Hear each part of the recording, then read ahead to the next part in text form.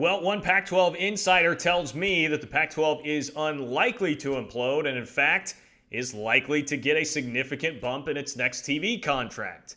That's what we'll discuss and hear about here on the video today. If you have not subscribed to the channel, please consider doing so. I talk college football every day. Right now, that means conference realignment every day. I try to give the Big 12 a voice. So Jon Wilner works for the San Jose Mercury News. He also has the Pac-12 Hotline and is really one of the guys doing as much work out there reporting on the Pac-12 as anybody. It's tough to find somebody more in the trenches right now in the day-to-day of what is going on with the Pac-12 than him. And he offered some really good insight to me, all right? So this is a two-parter. You're going to get part one here of our conversation, which surrounded USC and Oregon potentially bolting for the Big Ten, which has always been my theory that traces back to Dennis Dodd, saying that people in the Big 12 are still hoping that they could eventually take schools from the Pac-12. To me, that only happens if USC and Oregon were to decide that they want to leave for the Big Ten, if that TV contract that they'll be renegotiating in the next 18 months comes back with some unfavorable news. Now, it would make sense that somebody within the confines of the Pac-12 would have a bit of a different perspective on it than I would. Jon Wilner certainly does. Here is part one of that conversation, starting with me asking him to just give a basic State of the Union address right now for the Pac-12. I guess it depends on whether you're talking about on the field or off. There's a lot of big picture issues going on in college sports right now between, realignment and the alliance and playoff expansion and name, image, likeness and the Alston case, media rights negotiations, and the Pac-12 has changed commissioners in the last couple of months. I think off the field, there's a lot of alignment out here, eager for new leadership, a lot of alignment on how to move forward. On the field, it's split, right? You got in one corner, you've got Oregon, Ohio State, and UCLA, LSU. And then in the other corner is everything else. And the everything else is not very good. But, as we've seen over the years with Clemson in the ACC and to a certain extent Oklahoma in the Big 12, you got one really good team that makes the playoffs, and that covers up a lot of blemishes. It definitely can, and the Pac-12 does have the path to the playoff with Oregon there. I was reading your piece about kind of explaining and offering some explanations for why the Pac-12 has struggled outside of Oregon and the win that UCLA had over LSU. Overall level of concern, how concerned would you be with what is actually happening on the field, or is it more a byproduct of not having much of a season last year? Well, I think maybe both is the answer. I think that there's no question that the league fell behind a little bit because it started 2 months later than a bunch of the other conferences had played half a season. And, for players that were underclassmen and are still around playing this year, the Pac-12's guys didn't get as many reps and they didn't get better like, players on other teams and other conferences.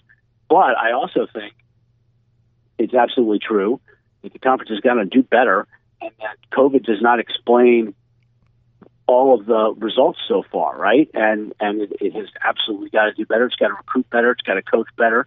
And those things have been true for a few years now. There's no question about that. So I don't think it's only just one. There's not one explanation. It's a lot of things. Some of those things are very specific to the last, 36 months in our country, and some of those things are not. I'm talking right now with Jon Wilner from the Pac-12 Hotline. What is USC's role in all of this and trying to help right the ship for the league, so to speak, especially in terms of perception, and how important is that next hire for them going to be to the Pac-12's future? It's kind of like, what if Oklahoma the last 5-6 years had been 8-4, 9-3, not been near the playoff? Or what if Clemson had been not near the playoff? Well, how would we view the ACC, right? You got to have your blue bloods playing well, and SC has struggled for when Pete Carroll left. He left after 2009. It's been over 10 years, and they've gone through a lot of coaches and a lot of interim coaches. They've gone through NCAA scandal, which hit them hard for many years. And if USC is, at its historical standard, everybody would view the Pac-12 a little differently.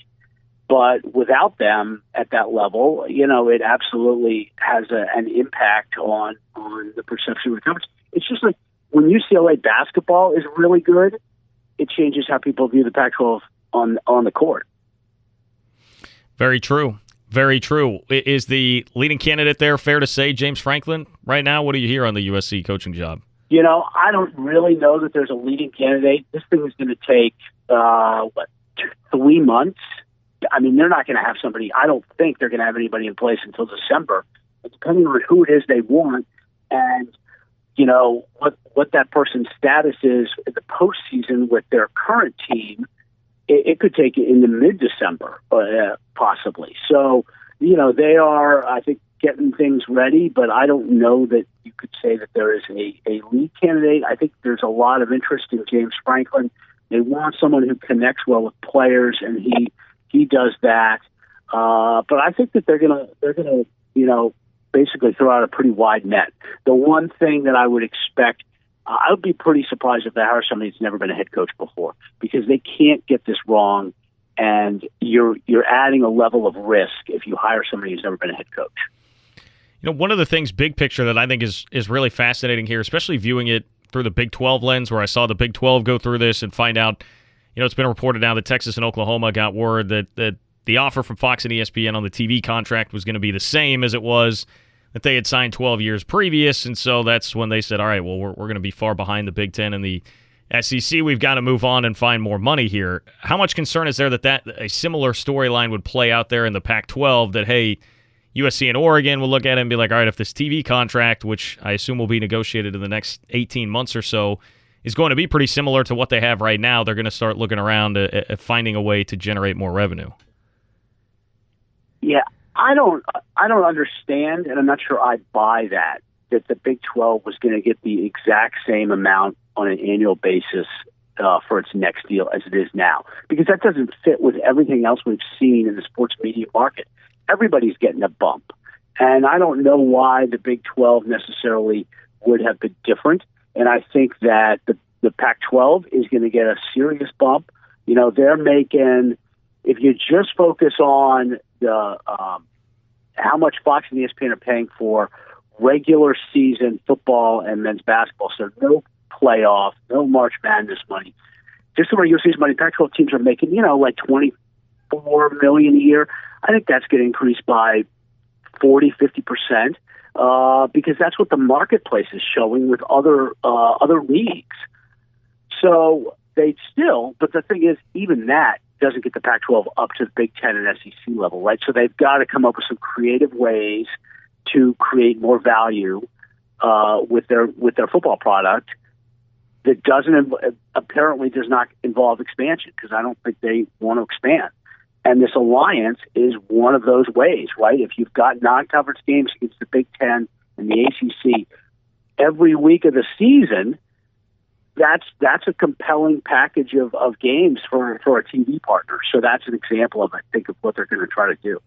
So there's not much concern right now about a wandering eye for USC in particular. Seems to be the linchpin there, right? They would be the ones that really control a lot of that if it were going to happen. I think so, because I don't know why. I don't know what combination of schools would work for the Big Ten if USC's not involved, right? I mean, you want Oregon and Washington. If there's no USC, I don't think that works. So I do believe SC is the foundation. And I think that part of the reason the Pac-12 wanted to form this alliance was as a defensive measure. Because if you're the Pac-12 and you get all of the presidents in the ACC and the Big Ten to publicly sign off on an alliance designed to provide stability in college sports, it's a lot harder for them to justify poaching your big school.